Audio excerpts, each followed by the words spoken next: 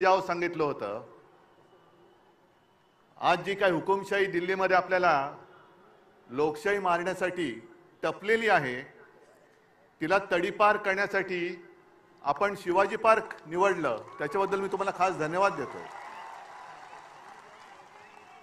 खरं पाहिलं तर हा एक फुगा आहे, भाजपा एक फुगा आहे। आणि मला वाईट एका गोष्टीचं वाटतं की या फुग्यामध्ये हवा भरण्याचं काम आम्हीच केलं होतं।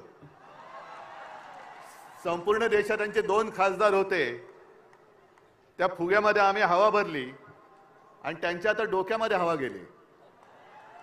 काय त्यांची स्वप्न आम्हाला मला सुद्धा विचारतात तुमच्या किती सीट्स येतील।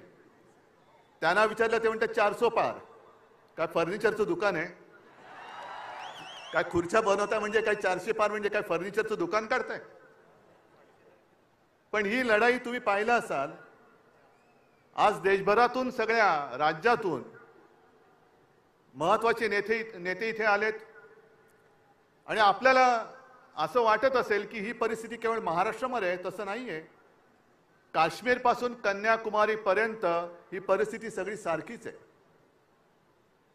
ज्या वेळेला मला आठवतंय की आपण पहिल्या प्रथम ही इंडिया आघाडीची बैठक घेतली, तेव्हा मोदीजींनी सांगितलं होतं ही विरोधी पक्षांची बैठक आहे।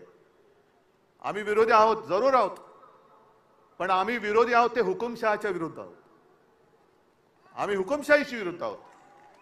जेव्हा मोदीजी तुम्ही आमच्या घराणेशाहीवरती आरोप करता, तेव्हा तुमचं घराणं मी प्रकाशजींच्या भाषेत बोलत नाही, पण तुमच्या परिवारामध्ये फक्त तुम्ही आणि तुमची खुर्ची एवढंच तुमचा परिवार आहे, बाकी परिवार आहे कुठे? आणि ही जी आपण लढाई लढतोय ती लोकशाही वाचवण्याची आहे, संविधान वाचवण्याची आहे। ज्या संविधानाबद्दल शिवसेना प्रमुख नेहमी सांगायचे की याची सुरू